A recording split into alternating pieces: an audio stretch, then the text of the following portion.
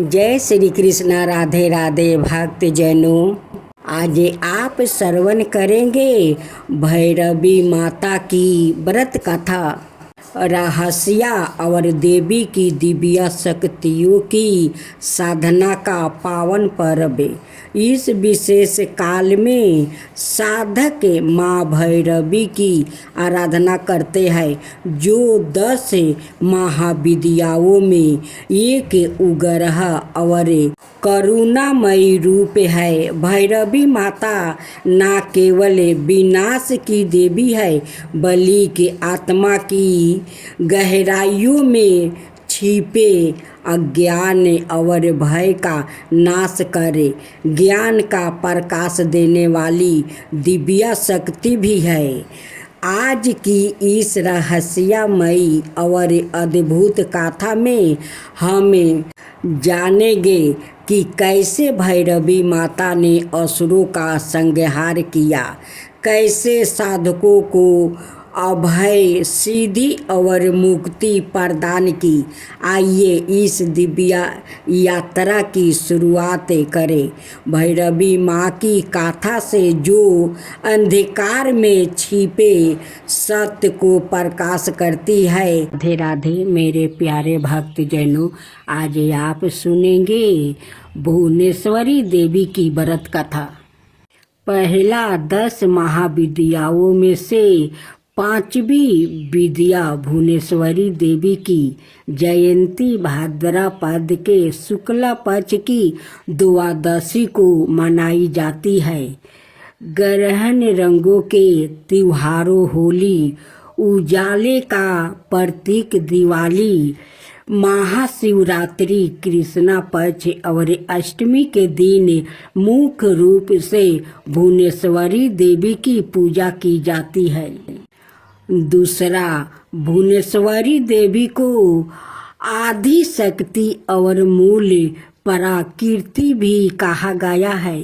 भुवनेश्वरी ही शताक्षी और शक भमरी नाम से प्रसिद्ध हुई। कहते हैं कि इन्होंने दुर्गा महिषासुर का वध किया था। इन्हें काल की जन्मदात्री भी कहा जाता है। इनके मुख्य आयुध अंकुश और पाश है। आदि शक्ति भुवनेश्वरी माँ का स्वरूप सौम्य और अंग कांति अरुण है। भुवनेश्वरी के एक मुख्य 4 हाथ है। 4 हाथों में गदा, शक्ति का एम राजदंड व्यवस्था का प्रतीक है। माला नियमित और आशीर्वाद मुद्राए प्रजा पालन की भावना का प्रतीक है। आसन शासन पीठ सर्वोच्च सत्ता की प्रतीक है। तीसरा, पुत्र प्राप्ति के लिए लोग भुवनेश्वरी देवी की आराधना करते हैं। भक्तों को अभय और सिद्धियां प्रदान करना इनका स्वाभाविक गुण है। चौथा, इस विद्याओं की आराधना से सूर्य के समान तेज और ऊर्जा प्रकट होने लगती है। ऐसा व्यक्ति अच्छे राजनीतिक पद पर आसानी हो सकता है। माता का आशीर्वाद मिलने से धन प्राप्ति होता है और संसार के सभी शक्ति स्वरूप महाबली उसका चरण स्पर्श करते हैं। पांचवा, भुवनेश्वरी माता का मंत्र स्फटिक की माला से 11 माला प्रतिदिन हीन भुवनेश्वरी हीन नाम मंत्र का जप कर सकते हैं। जप के नियम किसी जानकार से पूछे।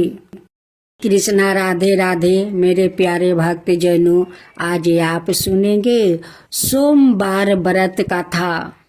दोस्तों, हमारा भारत देश प्राचीन परंपराओं से परिपूर्ण है। यहाँ पर तरह तरह के लोग निवास करते हैं, पर बात जब आस्था की आती है तो सभी अपने धर्म के अनुसार पूरे विधि विधान से अपने ईश्वर का पूजन करते हैं। आज हम आपके समक्ष लेकर आया है सोमवार की व्रत कथा के बारे में। आप इसे अंत तक कथा सुनिए।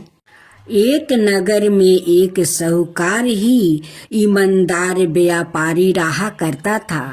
व्यापारी के पास बहुत सारा धन था। उसको किसी भी चीज की कमी नहीं थी। व्यापारी अपने कार्य को बहुत ईमानदारी से करता था और व्यापारी भगवान शिव का बहुत बड़ा भक्त था।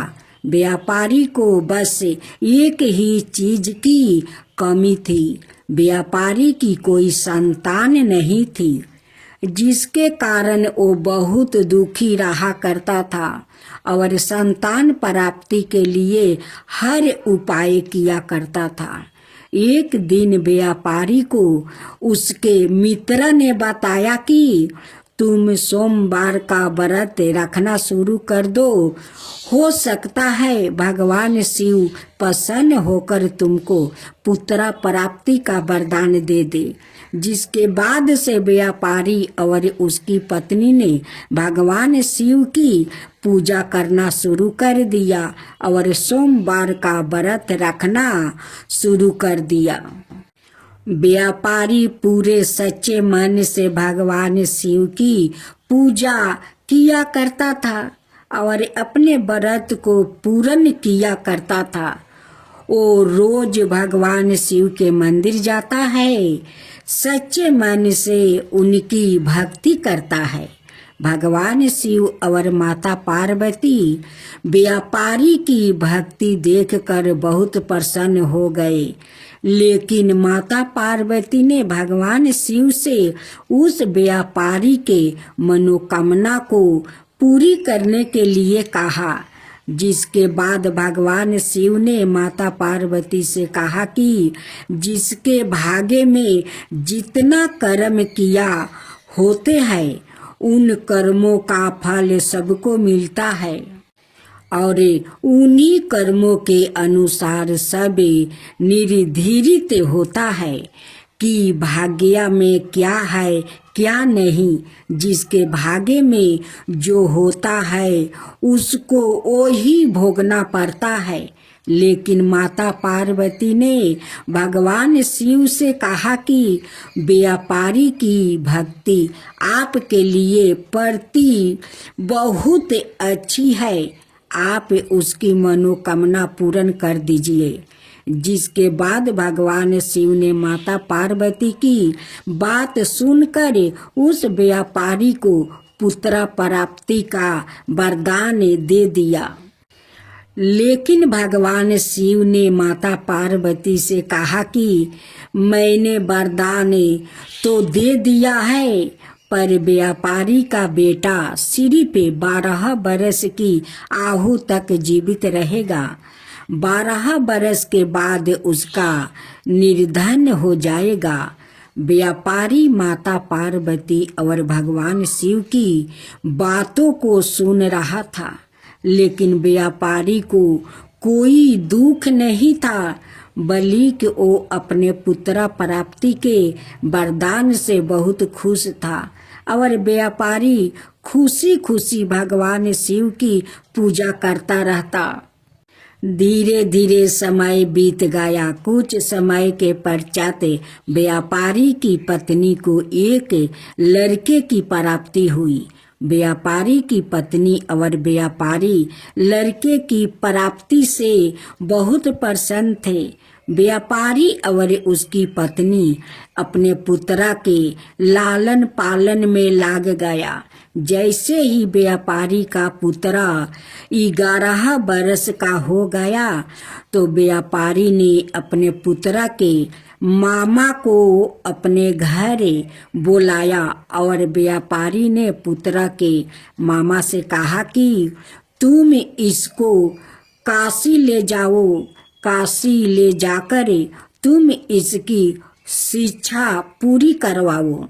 और व्यापारी पुत्र के मामा से कहा कि तुम जाते समय रास्ते में यज्ञ करवाना और बहुत सारे ब्राह्मणों को भोजन करवाते हुए जाना। जिसके लिए व्यापारी ने पुत्र के मामा को बहुत सारा धन भी दे दिया।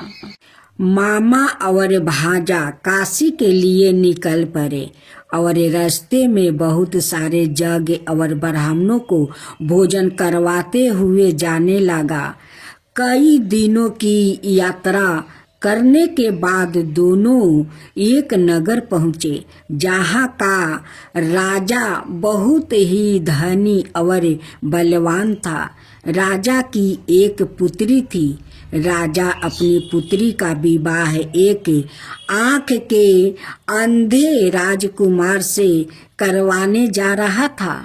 यह बात राजा अपनी पुत्री से छुपाया हुआ था और इस बात से चिंतित था कि कहीं उसकी पुत्री को राजकुमार का सच पता ना चल जाए। राजा ने व्यापारी के लड़के को देखा, तब राजा ने एक योजना बनाई कि वो अपनी पुत्री का विवाह व्यापारी के लड़के के साथ करवा देंगे और शादी होने के बाद व्यापारी के लड़कों को बहुत सारे पैसा देकर राजकुमार से बदल देगा।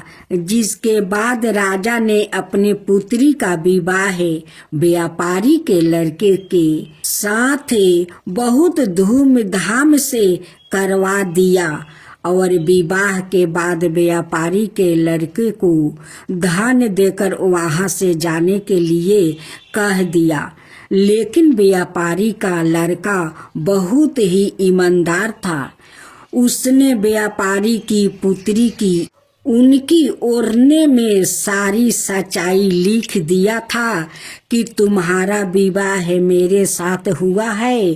तुम्हारे पिताजी तुम्हारी शादी एक आँख के अंधे लड़के से करने जा रहे थे और जिसके कारण वो डर रहे थे कि अगर तुम्हें कहीं सच्चाई पता लग जाएगी तो तुम उनके बताए हुए लड़के के साथ नहीं करोगी और तुम्हारे पिताजी ने तुम्हारी शादी मेरे साथ करवा दिया है और मुझे बहुत सारा पैसा देकर वहां से विदा कर दिया है। जब राजा की लड़की ने उस ओढ़ने पर लिखा हुआ पढ़ा तो वो बहुत आश्चर्यचकित रह गई और उसको अपने पिताजी पर बहुत क्रोध आने लगा। जब राजा ने अपनी पुत्री को राजकुमार के साथ जाने के लिए कहा तो राजा की पुत्री ने मना कर दिया और अपने पिताजी से कहा कि मैं इस राजकुमार के साथ नहीं जाऊंगी क्योंकि मेरा विवाह इसके साथ नहीं हुआ है। राजा ने अपनी पुत्री की बात मानकर राजकुमार और उसके सभी लोगों को वापस भेज दिया और उधर व्यापारी का पुत्र और उसके मामा दोनों काशी पहुंच गया। काशी पहुंचकर व्यापारी का पुत्र अपनी शिक्षा पूरी करने लगा। 1 बरस के पश्चात जब व्यापारी का पुत्र 12 बरस का हो गया तो उसके जन्मदिन पर उसके मामा ने यज्ञ करवाने का निर्णय ले लिया था। अपने निर्णय के अनुसार वो यज्ञ करवाने के लिए सभी तैयारी कर रहा था। तभी व्यापारी के लड़के ने अपने मामा से कहा कि मामा, मेरी तबीयत कुछ खराब लग रही है। उसके मामा ने कहा, जाओ तुम थोड़ा आराम कर लो। जैसे ही व्यापारी का लड़का आराम करने के लिए कमरे में गया, तब भगवान शिव के दिए हुए वरदान के अनुसार व्यापारी के लड़के के 12 बरस पूरे हो चुके थे और उसके अंत का भी समय आ गया था। थोड़ी ही देर में व्यापारी के पुत्र का निर्धन हो गया। जैसे ही यह बात उसके मामा को पता लगी तो थोड़ा जोर जोर से रोने लगा। अचानक से वहां से माता पार्वती और भगवान शिव जा रहे थे। उनकी आवाज सुनकर माता पार्वती ने भगवान शिव से कहा कि किसी के रोने का आवाज आ रहा है। जिसके बाद भगवान शिव और माता पार्वती ने जाकर देखा तो भगवान शिव ने देखा कि यह तो वही व्यापारी का बच्चा है जिसको हमने वरदान दिया था। आज का समय पूरा हो गया है, जिसकी वजह से इसका निर्धन हो गया।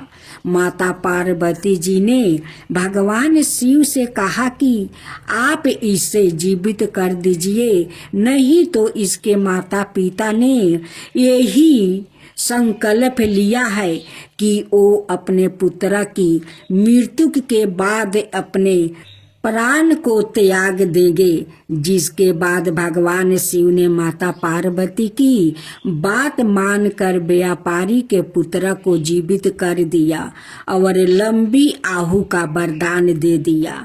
व्यापारी का लड़का और उसके मामा व्यापारी के लड़के की शिक्षा पूरी करवा कर वापस से उसको काशी से ले जाने लगा और व्यापारी के द्वारा बताए हुए सभी नियमों का पालन करते हुए व्यापारी के पास जाने लगा।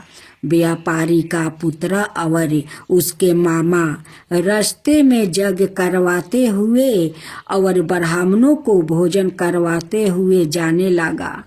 कुछ समय के पश्चात जब वो दोनों उसी नगर में पहुँचे जहाँ पर व्यापारी के लड़के का विवाह हुआ था, राजा ने तुरंत व्यापारी के लड़के को पहचान लिया और उसने अपनी पुत्री को व्यापारी के लड़के के साथ विदा कर दिया।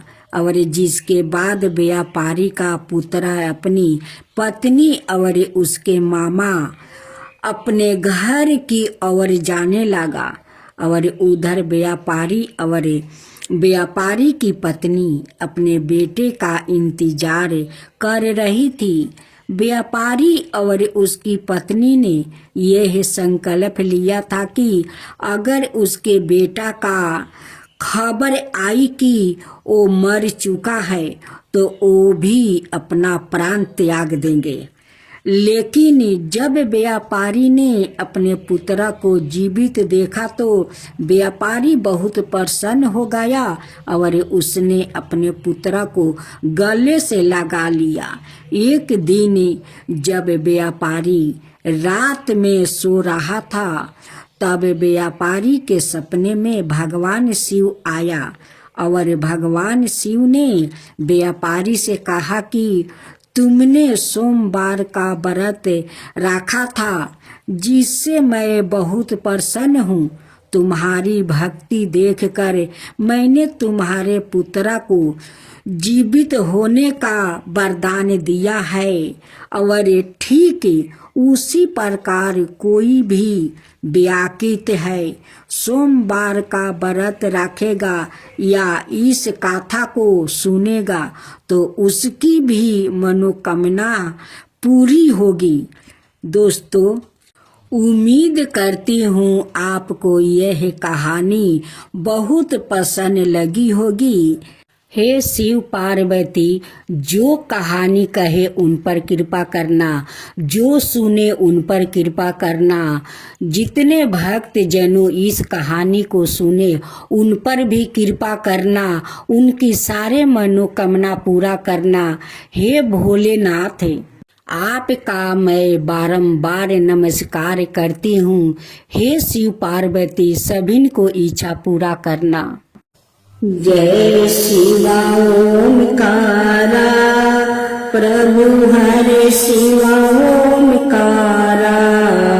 ब्रह्मा विष्णु सदा शिव अर्धंगिनी धारा। ओम जय शिवा ओमकारा। एकानन चतुरानन पंचानन राजे, शिव पंचानन राजे। हंसासन गरुड़ासन विषवाहन साजे। ओम जय शिवा ओमकारा। दो भुज चार चतुर भुज दस भुज अति सोहे। तीनों रूप निरखता त्रिभुवन जन मोहे। ओम जय शिवा ओमकारा। अक्षर माला बने माला मुंडी माला तारी। चंदन मृग मद सोहे बोले सुभिकारी। ओम जय शिवा ओमकारा। श्वेतांबर पीतांबर बागंबर अंगे। सनकादिक बरे मादिक भूतादिक संगे। ओम जय शिवा ओमकारा। करके मध्यम कमंडल चक्र त्रिशूल धरता। जग करता जग भरता, जग पालन करता। ओम जय शिवा ओमकारा। ब्रह्मा विष्णु सदा शिव जानते अविवेका। प्राण बचर के मध्यम याहे तीनों एका। ओम जय शिवा ओमकारा।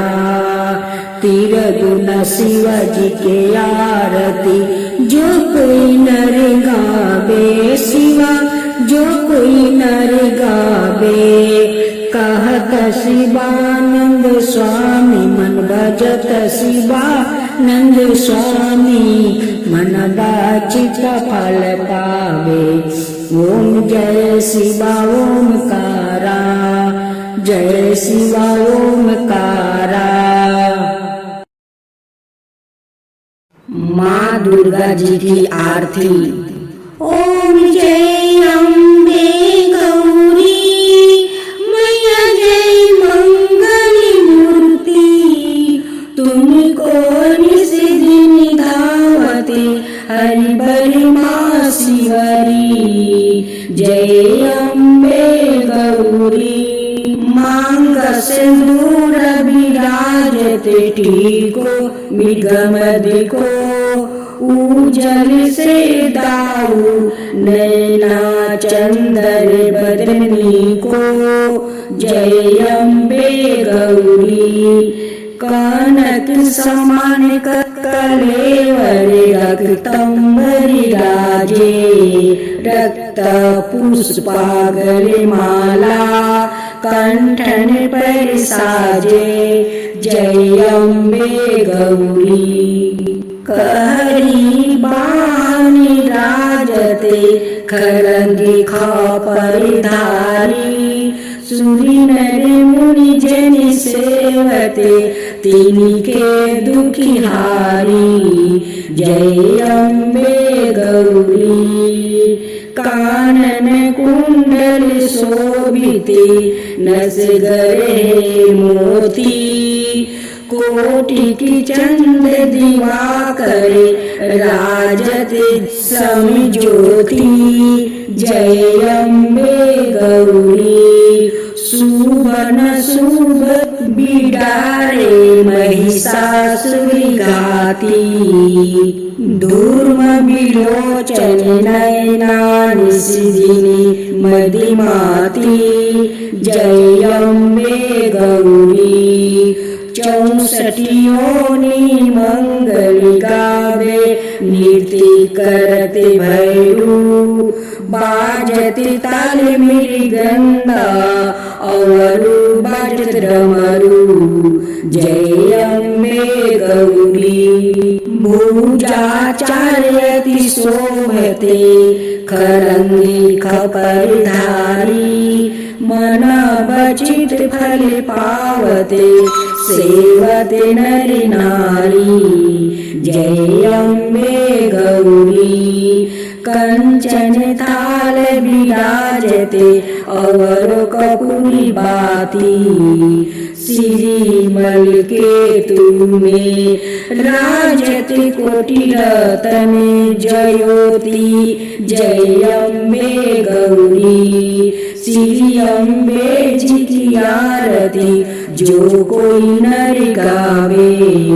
कहत शिवानंद स्वामी सुख संपत्ति पावे।